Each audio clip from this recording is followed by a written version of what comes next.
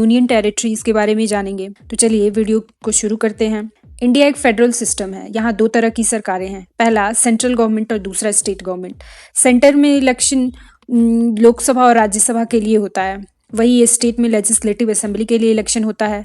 लोकसभा, जिसे lower house of parliament कहते हैं, इसमें डायरेक्ट वोटिंग के द्वारा ये मेंबर ऑफ पार्लियामेंट को चुने जाते हैं। लोकसभा में जिस पार्टी के सबसे ज़्यादा एमपी होते हैं उसी पार्टी के प्राइम मिनिस्टर चुने जाते हैं। वहीं राज्यसभा, जिसे अपर हाउस ऑफ पार्लियामेंट कहते हैं, एमएलए के द्वारा वोटिंग करके राज्यसभा के मेंबर को चुना जाता है। इन दोनों सदनों को मिलाकर भारत का संसद यानी पार्लियामेंट बनता है। मान लो अगर कोई लॉ बनाना है तो सबसे पहले उसे दोनों सदनों में पास किया जाता है, फिर प्रेसिडेंट ऑफ इंडिया की मदद से पूरे इंडिया में एग्जीक्यूट कर दिया जाता है। तो यही प्रोसीजर स्टेट में भी होता है।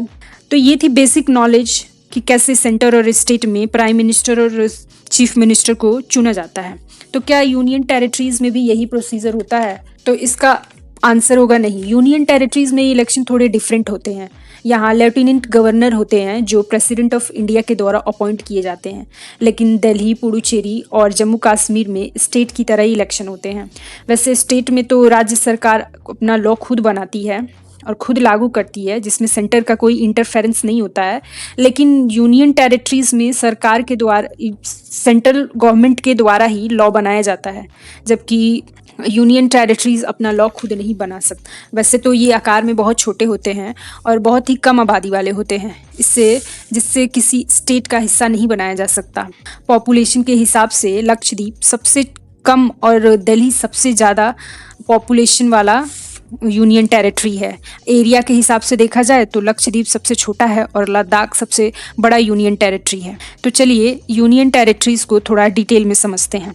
अंडमान एंड निकोबार आइसलैंड, जो आप इस मैप में देख रहे हैं, भारत की आज़ादी के टाइम एंग्लो वर्मीज को इसे अपना नेशन बनाने के लिए अंग्रेज़ों ने कहा था, लेकिन ये कभी सफल नहीं हुआ।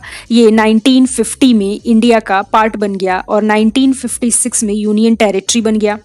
1980 के बाद में इंडिया इसे अपने डिफेंस फैसिलिटी को डेवलप करने के लिए यूज़ करता है। ये बे ऑफ बंगाल साइड में स्ट्रैटेजिक रोल प्ले करता है इंडिया के लिए। दूसरा यूनियन टेरिटरी है चंडीगढ़।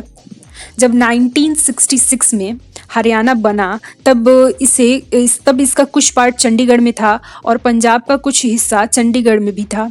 चंडीगढ़ दोनों स्टेट के बॉर्डर पर लोकेटेड था, जिससे दोनों स्टेट में लड़ाइयाँ होती थी। इसे सॉल्व करने के लिए चंडीगढ़ को यूनियन टेरिटरी में बदल दिया गया और दोनों स्टेट्स का कैपिटल चंडीगढ़ बन गया। तीसरा हमारा यूनियन टेरिटरी है Dadra Nagar Haveli and Daman and Diu. इसे मिलाकर यूनियन टेरिटरी बना दिया गया 2019 में फॉर अ बेटर डेवलपमेंट, जबकि दोनों में 35 किलोमीटर का डिस्टेंस है। दोनों यूनियन टेरिटरीज पर पुर्तगीज का लंबे समय तक राज रहा है और 1961 में जाकर ये आज़ाद हुए हैं। दमन एंड दीव 1961 से 1987 तक गोवा का यूनियन टेरिटरी था और जब 1987 में गोवा को स्टेट बनाया गया तब दमन एंड दीव को सेपरेट यूनियन टेरिटरी घोषित कर दिया गया। उसी तरह 1961 में दादरा एंड नगर हवेली को वारिस्ता पंचायत से आज़ादी मिली। इसे यूनियन टेरिटरी के तौर पे उसके बाद एक्सेप्ट कर लिया गया। अब बढ़ते हैं दिल्ली की तरफ, जो तीन ओर से हरियाणा से और एक और यूपी से घिरा हुआ है।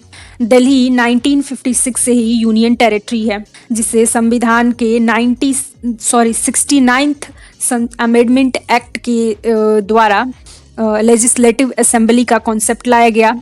वैसे तो 1911 से दिल्ली कैपिटल रहा है कोलकाता के बाद, क्योंकि ये सारे एक्टिविटीज़ का सेंटर भी रहा है, इसीलिए दिल्ली थोड़ा बाकी यूनियन टेरिटरीज से डिफरेंट हो जाता है।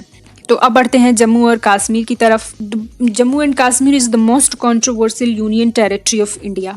आर्टिकल 370 के तहत जम्मू कश्मीर को स्पेशल स्टेटस का दर्जा मिला हुआ था, जिसे 2019 में अबॉलिश कर दिया गया और जम्मू कश्मीर रीऑर्गेनाइजेशन एक्ट 2019 के तहत इसे 2 यूनियन टेरिटरी में बांट दिया गया, पहला जम्मू कश्मीर और दूसरा लद्दाख। हमारा छठा यूनियन टेरिटरी है लक्षद्वीप, जिसे आप इस मैप में देख सकते हैं।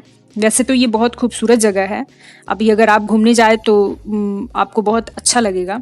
1956 के बाद जब लक्षद्वीप को इंडिया का यूनियन टेरिटरी बनाया गया था, तब इसे सिर्फ एडमिनिस्ट्रेटिव पर्पस के लिए यूज़ किया जाता था।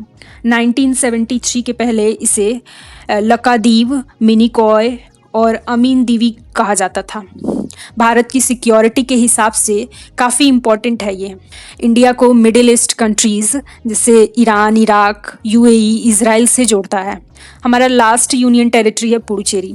ये इंडिया का सबसे ज़्यादा आबादी वाला यूनियन टेरिटरी है। ये 1954 में इंडिया का यूनियन टेरिटरी बना था। साउथ ईस्ट कोस्ट में पड़ता है, जैसा कि आप इस मैप में देख सकते हैं। तो ये था आज का वीडियो। आपको ये वीडियो कैसा लगा हमें कमेंट में ज़रूर बताएं और इस चैनल को सब्सक्राइब करें, वीडियो को लाइक करें। आज के लिए इतना ही, बाय बाय।